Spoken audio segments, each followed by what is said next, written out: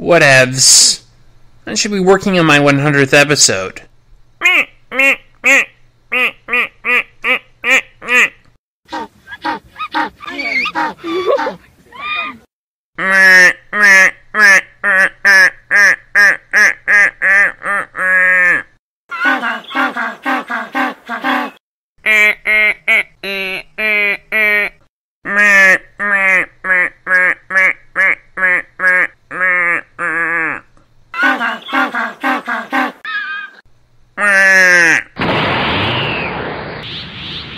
Kinda has its own scent, doesn't it?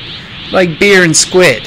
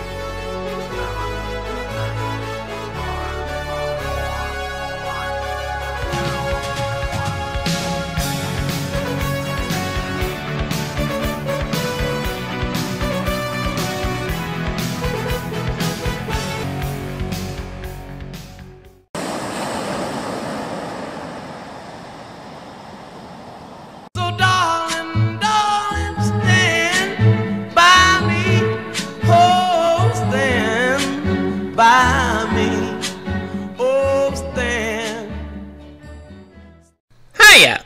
Pain with Truth here. Welcome to Otaku Evolution. And say, isn't that JoJo's Bizarre Adventure a real peach? Like I said about Darker Than Black in my previous review, I'm a sucker for anime with a Japanese take on slightly more Western superhero fare, where the colorful characters each have some kind of unique ability that stands out from the others, and they use it to beat likewise powered bad guys. But that's probably an oversimplification with JoJo's, because while some parts are more conventional, other parts are frankly much more bizarre. Just look at Part 4, Diamond is Unbreakable, which even as we speak is preparing for the silver screen in a live-action adaptation. Part 4 is not like Part 1 and 2, and it's even pretty different from Part 3 in some ways. But it's Part 3 that most people think of when they think JoJo's Bizarre Adventure. Imagine these people trying to read JoJolian.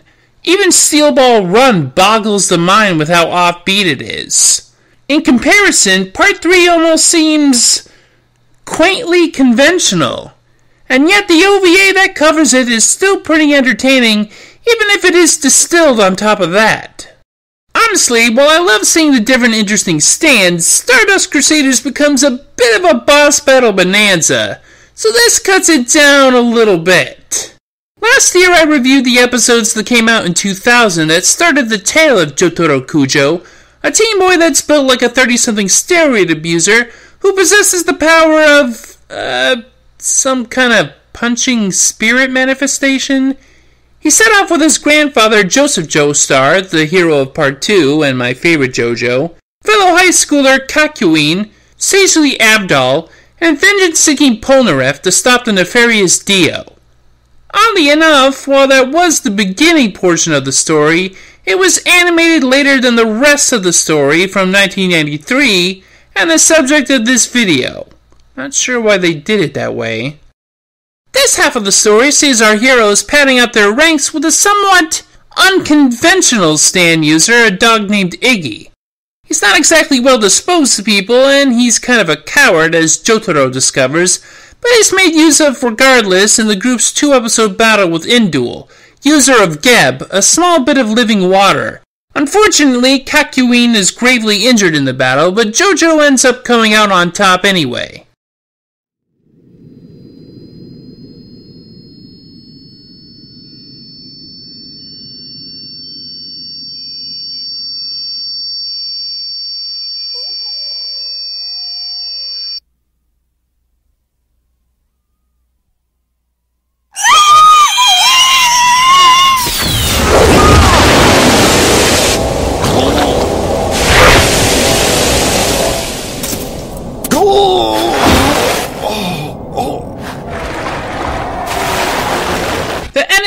stand user kills himself rather than reveal any info on his master, so the group, sans Kakyoin, advance, looking for information at a cafe in the next town.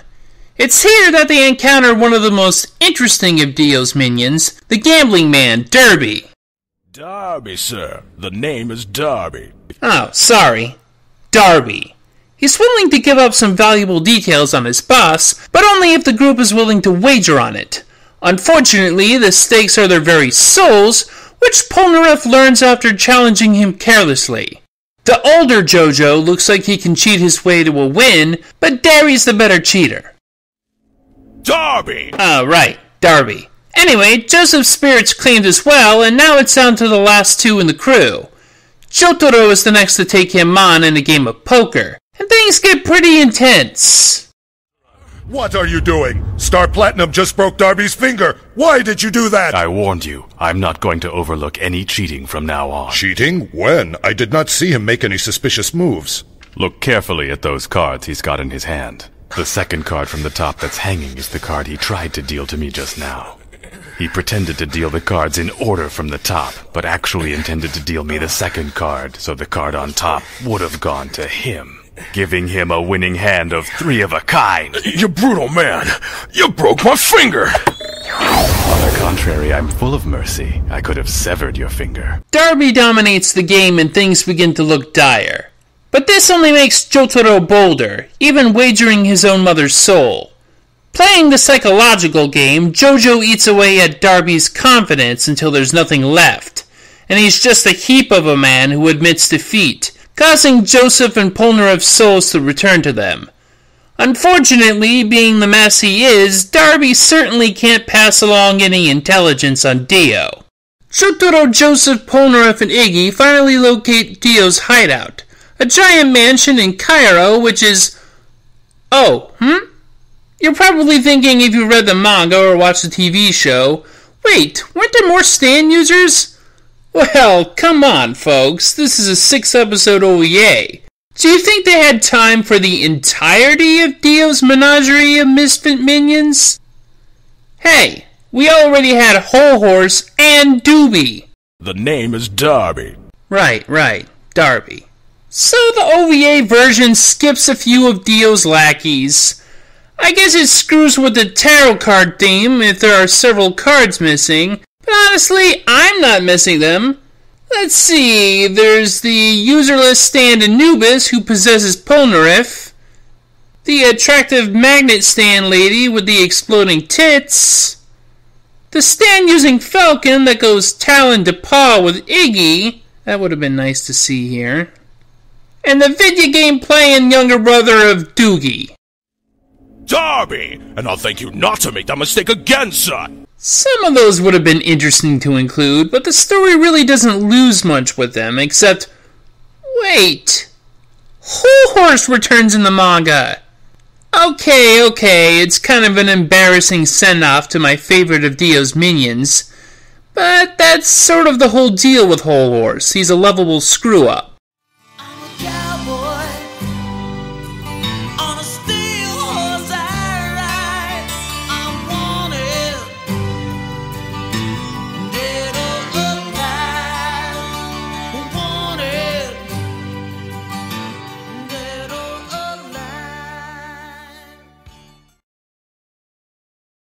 Continuing in the OVA, our heroes, minus the recovering Kakyoin, make their way to Dio's HQ, finding what is certainly the madman's resting place, his coffin. Did I mention Dio's a vampire? Because he's totally a vampire. Read part 1. Or watch the TV show. Ooh, or listen to the audio drama, Norio Wakamoto's Dio and that. Another local peasant has been found dead, drained of his blood with 2 teeth marks on his throat. This black cape was found on the scene. Police are baffled. We think we're dealing with a supernatural being, most likely a mummy. As a precaution, I've ordered the Egyptian wing of the Springfield Museum destroyed. Nice work, Ed. Polnareff is eager to strike at Dio as he lies in his crypt, but Avdol strikes with Magician's Red, hoping to flush him out, suspecting a trap. Well, it turns out it was a trap, just not the kind they were thinking, and the fiery fortune teller lies gravely wounded in the casket instead. You have finally arrived. I must congratulate you all for your efforts. You bastard! So then you're... Dio. I know Dio's secret. His stand. His secret is he's able to... Do it. Get away!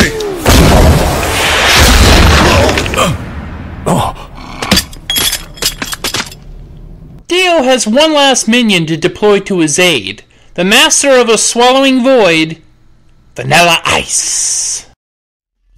Drop that zero and get with the hero.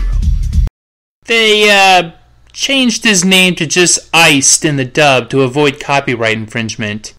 They do that a lot in English versions of JoJo, but you could still hear the proper name in the Japanese version. And like the real Vanilla Ice, he rips off, and it puts Polnareff under pressure.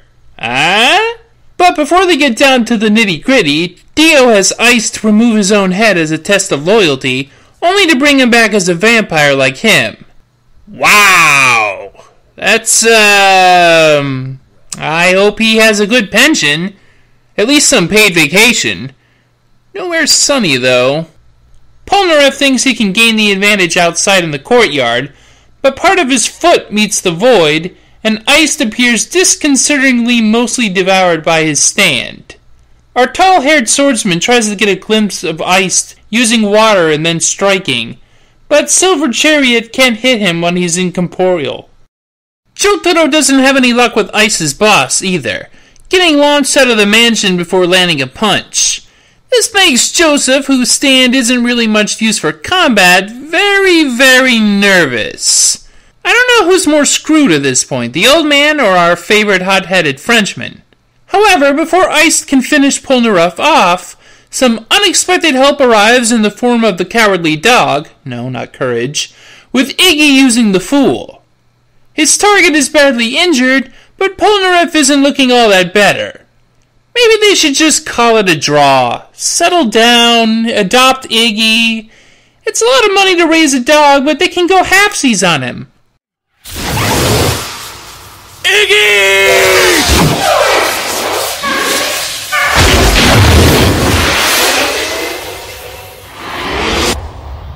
You lowly, insignificant beast. How dare you defy the will and command of Lord Dio? Know your place! Iced's radical doggy weight loss program has Iggy doing splits and Polnareff seeing red. He's had enough of the fiendish Fabio and turns him into a pincushion. Hats off, Frenchie. That was some move. But what about Boomer? Boomer will ooh. We'll get you another Boomer.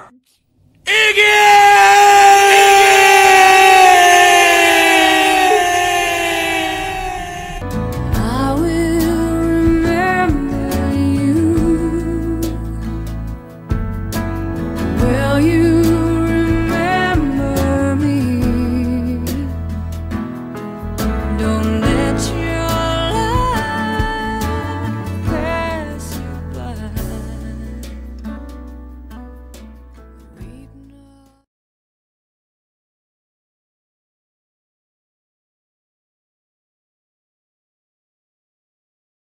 The sun sets, removing the one advantage they had over Dio, and Joseph clearly can't defend himself for long. Dio wants his blood to help him acclimate to the body he stole from Jonathan Joestar those many years ago, and it looks like the older JoJo is well and truly screwed. But another unexpected save occurs just then, with the return of Kakyoin. After messing up the tower they're in, the remaining heroes make their escape. But Dio survived, and the night has fallen, and now Cairo is his hunting ground. Joseph and Kakyoin speed off in a car, with Dio casually strolling through town until he finds a vehicle to his fancy, hitching a ride from a traveling U.S. senator who becomes his, reluctant chauffeur. Dio can't very well be expected to drive himself, you see. But he does do some backseat driving, leading to, yikes.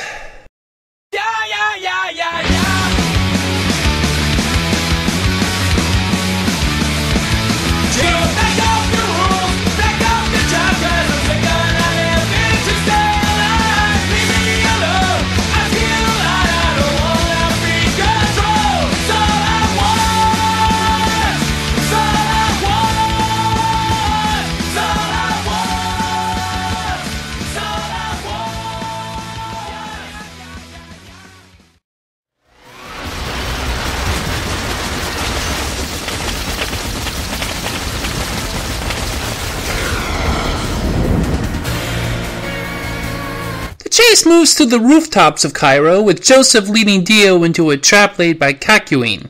The high schooler is convinced he has Dio dead to rights, determined to uncover the secret behind his stand.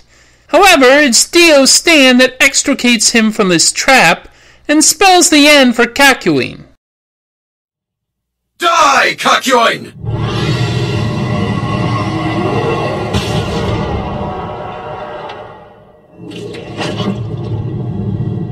You don't even know that your death is now assured. There's no way for you to know what happened. You're next, old man. Impossible! Things are looking particularly bad for the elder JoJo, but in his dying breaths, Kakyoin is determined to at least clue him in on Dio's ability. The power to stop time altogether for a few moments. Dio, meanwhile, is thirsty for Joseph's blood, needing it to fully integrate with Jonathan's body. The old man manages to evade the vampire for a little while, but Dio's not impressed with his skills or his knowledge of his stand. He sends a knife into his jugular. However, there's still somebody left to challenge Dio. Jotaro, finally doing something again. Naturally, JoJo's at a disadvantage against the world, Dio's stand. But there is a glimmer of hope in that his own power, Star Platinum, is unconsciously guarding the blows and can even get through the time freeze for a moment to strike.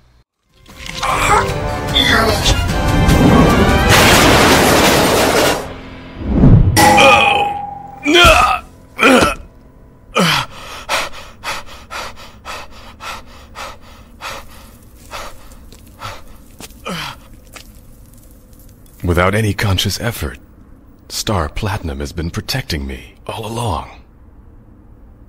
I'd swear that for a second I could see him move inside the frozen time. This finally impresses Dio, but he's not that concerned.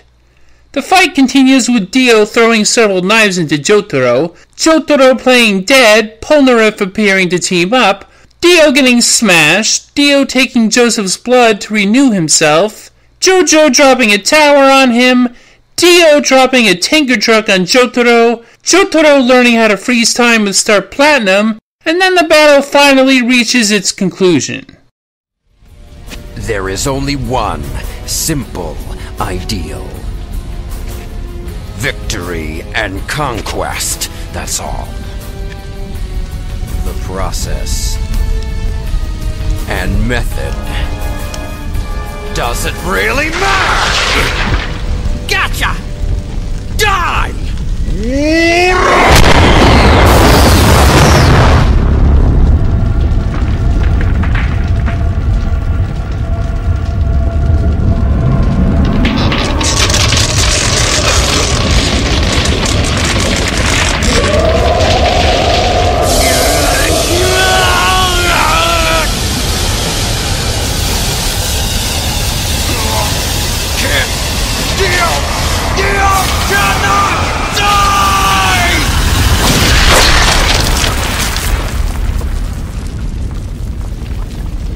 With Dio vanquished, Joseph's blood restored, and I guess they got Polnareff a new foot or whatever, the heroes bid each other farewell at the airport, with Polnareff going back to France as the JoJo's go check on Jotaro's mom's condition. She's fine, by the way. And, well, that certainly was, as advertised, a bizarre adventure. Not a lot of brilliantly woven story and character threads or thematic gravity, but just a lot of really colorful, clever, offbeat fun. It's not totally brainless, though. Characters rarely win through brute force alone. That's why I really enjoy JoJo's. Obviously, this OVA cuts out a lot of material from the manga and changes a few things around, and if you're a fan of those things, it's probably a little frustrating, but it captures the essence of Stardust Crusaders without a lot of repetitive boss battles. My only real complaint is that you lose a bit of characterization, with Joseph depicted as far too straight-laced and Jotaro a bit of an empty school jacket most of the time. As usual, Polnareff is the standout. Well, him and Iggy. Might I review something else JoJo related in the future? Pfft, fat chance! Come on, folks. The show is a long runner. But hey, Toonami played some of the show, and there's more of the dub to come, so check it out if you can. Richard Epcar is playing older Joseph in the Part 3 dub. Now, if you'll excuse me, I have to get back to see if Yellow Yellow has generated an aura yet. I'm curious as to the color. When my 100th episode is next. I guess that's a thing. Until then, see ya!